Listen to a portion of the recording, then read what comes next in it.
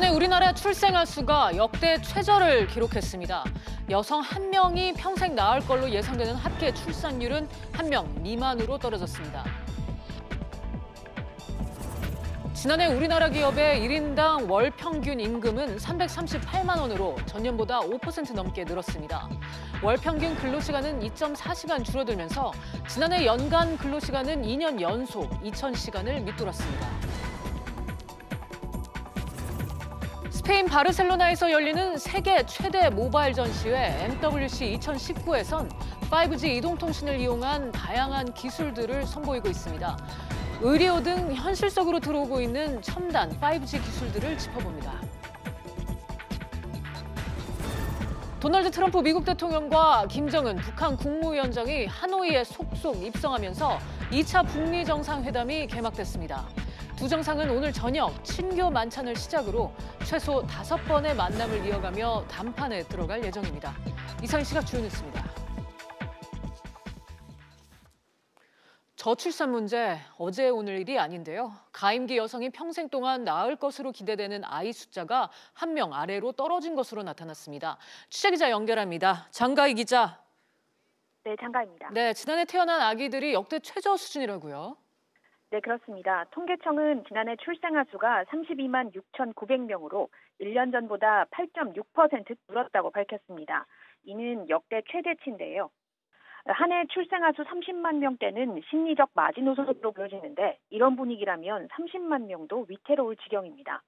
더 큰 문제는 여성 1명이 평생 낳을 것으로 예상되는 평균 출생아 수의 합인데요. 지난해 합계 출산율은 0.98명으로 1명 이하로 떨어졌습니다. 역시 통계 작성 이래 최저 수준입니다. 인구 1명당 출생아 수를 뜻하는 조출생률은 6.4명으로 1년 전보다 0.6명 줄었습니다. 네. 젊은 층보다 고령 출산이 많아지면서 출산율이 낮아진다는 얘기가 있던데 사실인가요? 네, 이 40대를 제외한 전 연령층에서 출산율이 모두 감소했습니다. 특히 20대 후반 출산율이 1000명당 47.9명에서 41명으로 가장 크게 감소했고 주 출산 연령인 30대 초반 출산율도 97.7명에서 91.4명으로 6.3명 줄었습니다. 20대 후반 출산율이 처음으로 30대 후반 출산율보다 더 떨어지는 모습도 보였습니다. 여기에 평균 출산 연령은 32.8세로 1년 전보다 0.2세 상승했고 첫째 아이를 31.9세, 둘째 아이는 33.6세에 낳는 것으로 집계됐습니다. 지금까지 SBS CNBC 장가입니다. 우리나라 근로자들의 지난해 연간 총 근로시간이 1년 전보다 29시간가량 줄어든 것으로 나타났습니다. 2년 연속 2,000시간을 밑돈 건데요. 자세한 내용은 취재기자 연결해 알아봅니다. 정지환 기자. 네, 정지환입니다. 네, 근로시간이 꽤 줄어들었다고요? 네, 고용노동부에 따르면 근로자 1명이 지난 한 해 동안 일한 시간은 평균 1,967시간으로 1년 전보다 29시간가량 감소했습니다. 비율로는 1.4% 줄어든 건데요. 근로자 1명당 연간 근로시간은 지난 2017년 1,996시간으로 처음으로 2,000시간 아래로 내려갔고요. 지난해에도 1,967시간으로 2년 연속 2,000시간을 밑돌았습니다. 월 평균으로는 1년 전에 20일을 기록했던 것보다 0.1일이 줄었습니다. 이에 대해 노동부 관계자는 지난해 휴일이 1년 전보다 많아 근로시간이 줄었다며 300인 이상 근로장에서 지난해 7월 1일부터 시행한 52시간 근로제 영향도 있다고 설명했습니다. 네. 정 기자, 근로시간이 줄어들면서 월급도 줄어들까 하는 우려가 있었는데 임금도 줄었습니까? 아닙니다. 지난해 근로자 월 평균 임금 총액은 338만 원으로 1년 전보다 5.3% 증가했습니다. 2017년 3.3% 증가한 것과 비교하면 증가폭이 커진 겁니다. 사업체 규모별로 보면 임금 총액과 증가폭 모두 큰 차이가 났습니다. 300인 이상 사업체는 지난해 월 평균 임금 총액이 531만 원이지만 300인 미만 사업체의 경우 평균 302만 원을 기록해 약 1.8배의 차이가 났고요. 증가폭도 300인 이상 사업체의 경우 임금이 1년 전보다 6.5% 증가한 반면 300인 미만 사업체는 4.6% 증가하는 데 그쳤습니다. 지금까지 SBS CNBC 정주환입니다. 개구부란 말 들어보셨습니까? 입과 코 등의 신체 부위를 뜻하는 이 단어는 실생활은 잘 쓰이지 않지만 보험약관은 종종 등장합니다. 금융당국이 암호문 같은 어려운 보험약관을 이해하기 쉽게 바꾸겠다고 밝혔는데요. 취재기자 연결합니다. 엄하은 기자. 네, 어마원입니다. 네, 보험 약관이 알기 쉽게 바뀐다는데 어떻게 바뀌는 겁니까?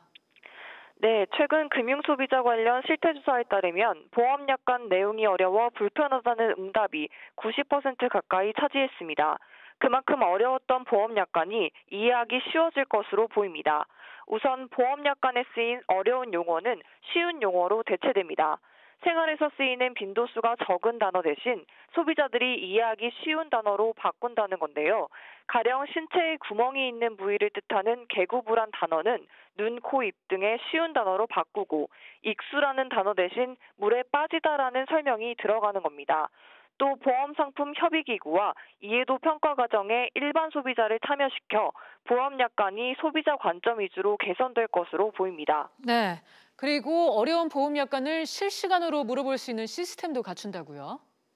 네, 최종구 금융위원장은 소비자가 약관 내용을 바로 묻고 답을 들을 수 있는 시스템을 회사별로 갖추도록 유도하겠다고 밝혔습니다. 시스템이 갖춰지면 소비자들은 실시간 채팅, 챗봇 등을 이용해 약관 내용을 실시간으로 묻고 답을 들을 수 있게 됩니다. 두꺼운 약관 서류 대신 간편하게 약관을 확인할 수 있는 시스템도 만들어질 예정인데요. 소비자들은 모바일 앱과 보험사 홈페이지 등을 통해 보험 약관을 언제 어디서나 손쉽게 확인할 수 있게 됩니다. 지금까지 SBS CNBC 어마은입니다.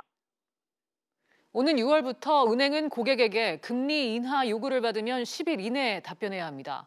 소득이나 담보 등 고객이 제공한 정보를 반영하지 않고 고금리를 산정한 경우엔 처벌 근거도 만들어지는데 금융위원회는 이런 내용을 담은 시행령 및 은행업 감독 규정을 오늘 입법 예고했습니다.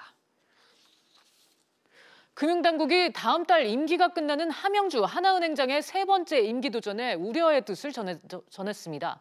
함 행장이 채용비리 혐의로 재판을 받고 있는데 연임된 이후 유죄로 확정이 되면 경영 공백이 벌어진다는 이유입니다. 취재기자 연결해 보겠습니다. 박규준 기자. 네, 박규준입니다. 네, 윤석헌 금감원장이 오늘 함영주 행장 연임 관련해서 CEO 리스크에 대한 언급을 했다고요? 네, 맞습니다. 윤석헌 원장은 오늘 오전 한 행사를 마치고 나오는 자리에서 사실상 함영주 행장의 사면임에 대한 우려의 뜻을 밝혔습니다. 윤 원장은 기자들에게 함영주 행장의 연임과 관련해 금감원이 법률 리스크를 잘 체크해달라고 전달한 것이라면서 감독 당국은 당국으로서 해야 할 일을 했다 이렇게 말했습니다. 여기서 말하는 법률 리스크란 행장 공백 상태 등을 뜻한다고 볼 수 있는데요. 함영주 행장은 지금 채용비리 재판을 받고 있는 상황인데 만약 함 행장이 다음 달 연임이 되고 올해 말 1심에서 유죄 판결이 나올 경우 행장 자리가 비는 등 CEO 리스크가 불거질 수 있다고 보는 겁니다. 네, 어제는 금감원 간부들이 직접 하나금융지주 사회이사들을 만났다면서요? 네, 맞습니다. 어제 오후 금감원 은행 담당 부원장부 등 간부 3명이 하나은행장 후보를 추천하는 하나금융지주 임원 후보 추천위원회 내에 사회이사 3명을 직접 만났습니다. 금감원은 이들에게 하나은행 경영진의 법률 리스크가 은행 경영 안정성과 신인도를 훼손할 수 있다는 우려를 전달했다고 밝혔는데요. 그러면서 하나은행 내규상 직원은 검찰 기소가 되면 직무에서 배제가 되는데 은행 경영에 책임을 지는 임원에겐 이게 적용되지 않는다는 점도 함께 지적했습니다. 실제 하나은행 내규 제9조와 27조를 보면요. 징계 처분을 받거나 형사사건으로 기소된 직원은 직무를 부여하지 않고 대기 발령 조치를 내리는데 임원에게는 아무런 제재가 없습니다. 네, 노조의 압박도 거세지고 있죠. 이후 행장 선출 일정도 알려주시죠. 네, 맞습니다. 이르면 이달 말에 금융노조와 하나은행 노조가 함영주 행장의 엄벌을 촉구하는 탄원서를 함 행장이 현재 재판을 받고 있는 서울 서부지법에 제출하기로 결정했습니다. 하나은행 임추위는 지난 24일부터 3일 동안 10여 명에 달하는 은행장 후보자들에 대한 이 면접을 다 끝낸 상태고요. 내일 2명으로 줄인다는 계획입니다. 하나금융이 이 2명을 다음 달 4일 공개할 예정으로 알려져 있습니다. 이후 은행 임추위가 이 1명을 최종 확정하고 이 다음 달 22일 열리는 금융지주 주주총회에서 차기 행장이 최종 확정이 됩니다. 지금까지 SBS CNBC 박규준입니다. 아랍에미리트의 실세 왕족인 모하메드 빈 자이드 알 나흐얀 왕세자가 국내를 방문해 우리 기업들과 사업 협력 방안을 논의했습니다. 관련 산업계 소식을 들어보도록 하겠습니다. 김현우 기자. 네. 김민입니다. 네, 이재용 부회장과 모하메드 왕세제가 다시 만났다고요? 네, 두 사람은 2주 만에 재회했습니다. 실질적인 사업 결실이 맺어질 것이라는 기대가 높아지고 있습니다. 어제 모하메드 아랍에미레이트 왕세제는 이재용 삼성전자 부회장의 안내를 받으며 경기도 화성 삼성전자 사업장을 둘러봤습니다. 전시관과 5G 시연 등을 관람한 후 두 사람은 5G와 반도체, 인공지능 등 4차 산업에서 삼성전자와 아랍에미리트 기업의 협력 방안을 논의했는데요. 두 사람은 보름 전인 지난 11일에도 아부다비에서 만나 IT 협력을 논의했습니다. 아랍에미리트 국부펀드가 소유한 세계 3위 반도체 위탁 생산업체 글로벌 파운드리를 삼성전자가 인수하는 방안도 논의 중일 가능성이 있습니다. 네, SK는 아랍에미리트에서 1조 원대 공사를 수주했다고요? 어떤 사업입니까? 네, 아부다비 국영석유공사가 발주한 아랍에미리트 푸자이라 지역 원유비축 시설 프로젝트를 SK건설이 수주한 것으로 알려졌습니다. 이번 사업은 4천만 배럴을 저장할 수 있는 대규모 시설 공사로 대금은 1조 원대라고 합니다. SK는 오늘 문재인 대통령과 무하마드 왕세제의 정상회담이 끝나면 공사 수주를 공식 발표할 예정이라고 전해졌습니다. 마지막으로 하나 더 알아보죠. 미국계 헤지펀드 엘리엇이 현대차 그룹에 막대한 배당금을 요구했다면서요. 네, 현대차는 다음 달 주주총회에서 주주 친화 체계의 일환으로 1조 1천억 원의 배당금을 확정할 계획인데요. 하지만 엘리엇은 현대차에 5조 8천억 원을 요구한 것으로 알려졌습니다. 이는 최근 5년 동안 현대차 배당금을 다 합친 것보다 많고 지난해 현대차 순이익보다 3배나 많은 금액입니다. 엘리엇은 현대모비스에도 배당금 2조 5천억 원을 요구했습니다. 이에 따라 다음 달 두 회사의 주주총회에서 표 대결이 벌어질 것으로 예상되는데요. 엘리엇이 이길 경우 현대차는 신성장 산업에 투자할 여력이 약해질 것으로 우려됩니다. 지금까지 보도국에서 전해드렸습니다. 재계 대표 경제단체 중 한 곳이죠. 전국경제인단체 연합회가 오늘 정기총회를 열고 차기 회장을 선출했습니다. 그동안 후보를 구하지 못해 어려움을 겪어왔는데 결국은 연임으로 결정이 났습니다. 자세한 내용 취재기자 연결합니다. 안지혜 기자. 네, 정경련에 나와 있습니다. 네, 37대 회장을 누가 맡을지 결과가 나왔다고요? 네, 11시 반부터 시작된 총회가 방금 막 끝났습니다. 현 회장인 허창수 GS그룹 회장이 연임하시는 것으로 결정이 됐습니다.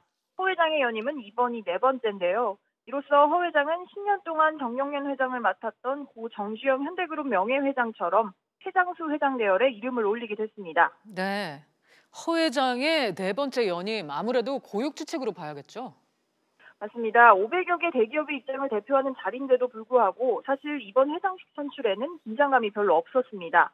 박근혜 최순실 국정농단 사건 이후 정경련의 위상회복이 더뎌서 선뜻 나서는 후보가 없었기 때문인데요.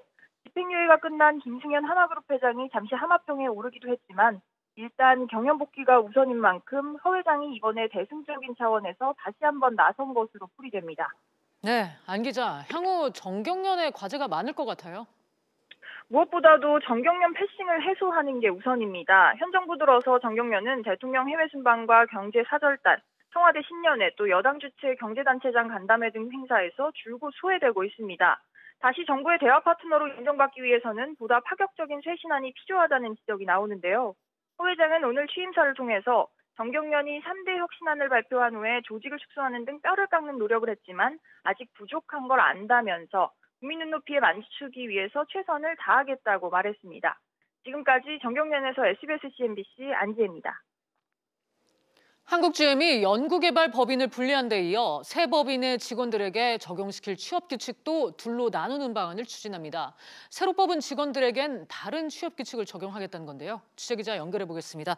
권세욱 기자. 네, 보도국입니다. 네, 한국GM이 연구개발법인인 GM 테크니컬 센터 코리아가 취업규칙을 분리해서 적용하는 방안을 추진한다고요? 네, 한국GM은 지난 12일 한국GM 노조의 GM 테크니컬 센터 코리아 소속 직원들에게 적용될 취업규칙을 두 가지로 나눠 통보했습니다.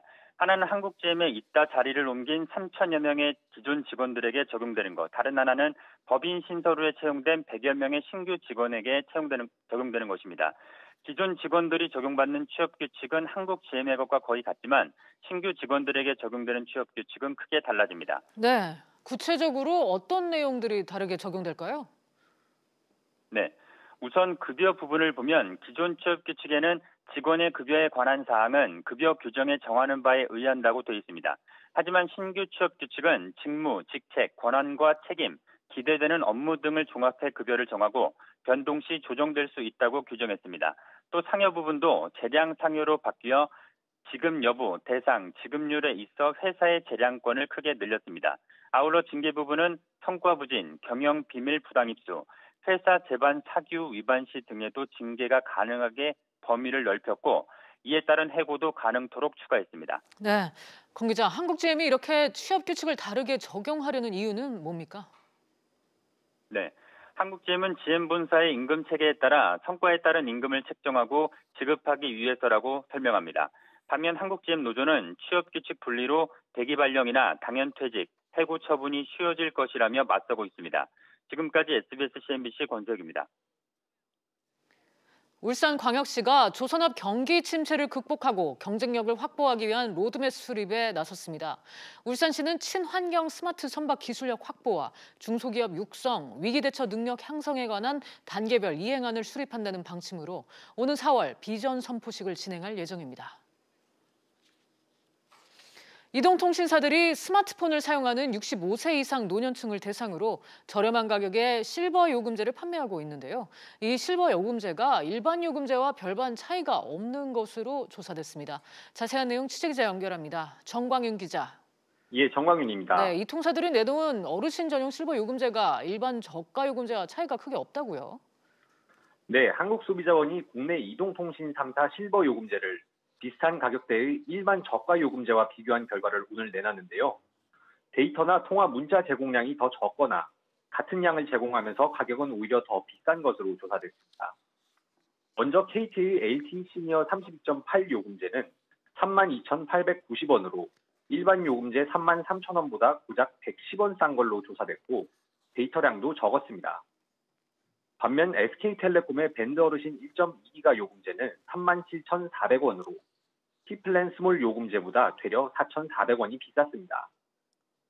LG유플러스의 LTE 시니어 29.9 요금제는 29,700원으로 LTE 데이터 33 일반 요금제와 비교해 3,300원 쌌지만 통화와 문자 제공량이 제한돼 있었습니다.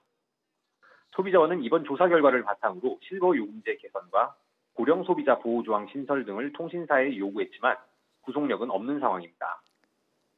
네, 이동통신 서비스 관련해서 소비자 피해도 지속적으로 발생하고 있죠? 네, 최근 2년간 접수된 이동통신 서비스 소비자 피해 접수건은 모두 2,255건입니다. 연령별로 보면 20에서 39세가 978건으로 43.4%를 차지해 가장 많았고요. 40에서 64세 소비자의 피해 신청 건수는 814건으로 36.1%로 뒤를 이었습니다. 특히 65세 이상 고령 소비자 피해 접수건도 231건, 10.2%에 달했습니다. 소비자원은 이동통신 서비스 관련 소비자 피해가 지속적으로 발생하는 만큼 가입하기 전에 요금제 등과 관련된 정보를 충분히 아는 게 중요하다고 덧붙였습니다. 지금까지 보도국에서 전해드렸습니다.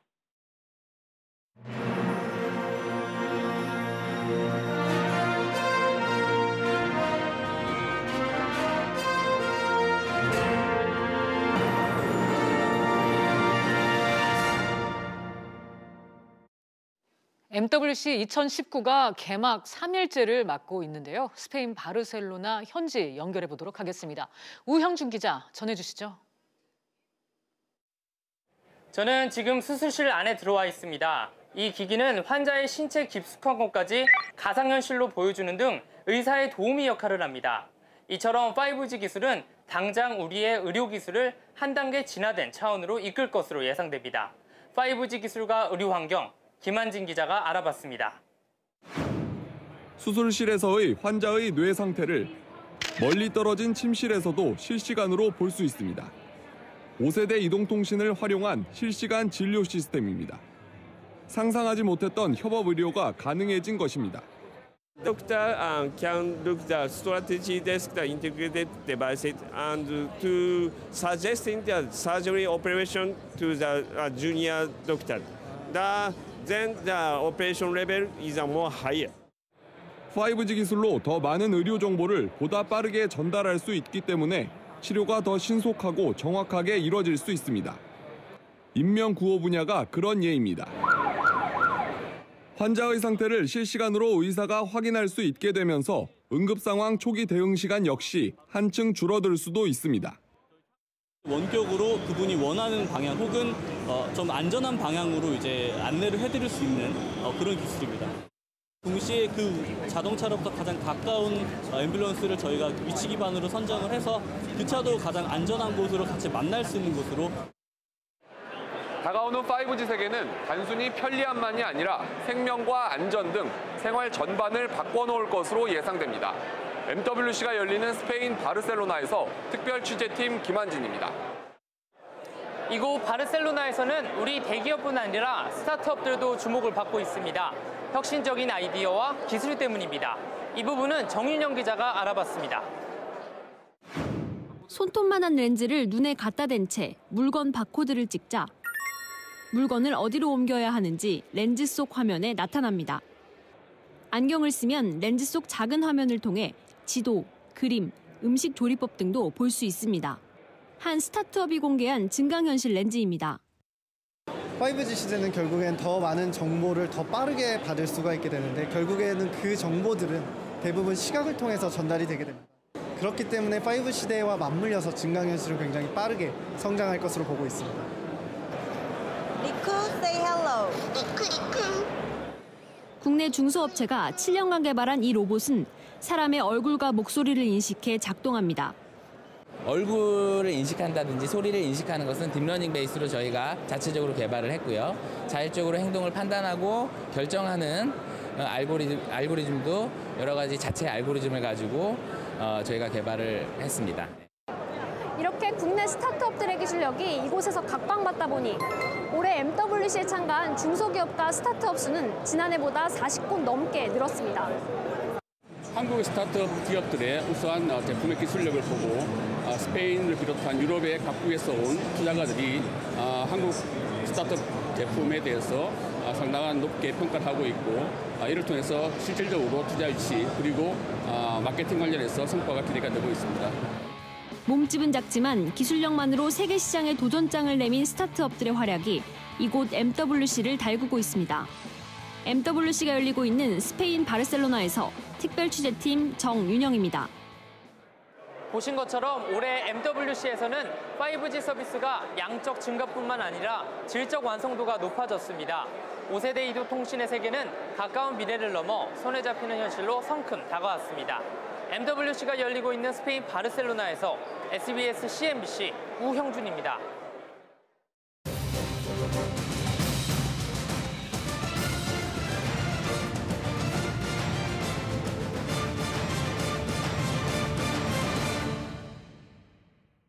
북미 2차 정상회담의 날이 밝았습니다. 김정은 북한 국무위원장과 도널드 트럼프 미국 대통령은 오늘부터 1박 2일 일정으로 정상회담을 하게 됐는데요. 취재기자 연결해 자세한 소식 알아봅니다. 류정훈 기자. 네, 류정훈입니다. 네, 트럼프 대통령도 어젯밤 하노이에 도착을 했죠. 네, 그렇습니다. 트럼프 대통령은 현지 시간으로 어젯밤 9시쯤 하노이 국제공항에 도착했는데요. 이후 곧바로 숙소인 하노이 JW 메리어트 호텔로 이동했습니다.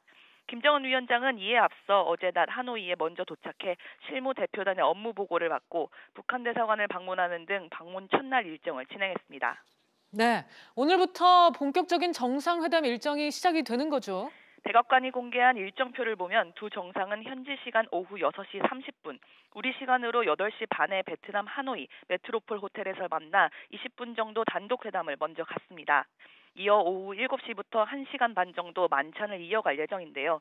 오늘 만찬에 미국 측에선 폼페이오 국무장관, 멀베이니 백악관 비서실장이 배석하고 북한 측은 김영철 노동당 부위원장과 아직 확인이 되지 않은 한 사람까지 두 사람이 참석할 예정입니다.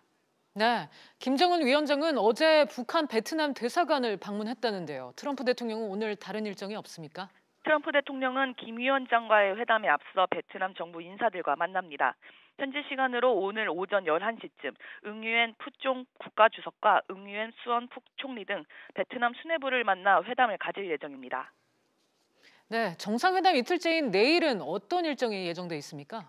아직은 공개된 게 없습니다. 하지만 현지에서 나오는 소식들을 종합해보면 내일 오전 중에 두 정상 간의 만남이 단독회담 또는 확대회담 형식으로 한두 차례 더 진행된 뒤 오찬을 가질 것으로 알려졌습니다. 이후 회담 성과에 따라 공동성명 또는 합의문 형태의 회담 결과 발표가 있을 것으로 보이고 싱가포르 1차 회담 때처럼 친교 산책도 있을 것으로 예상됩니다.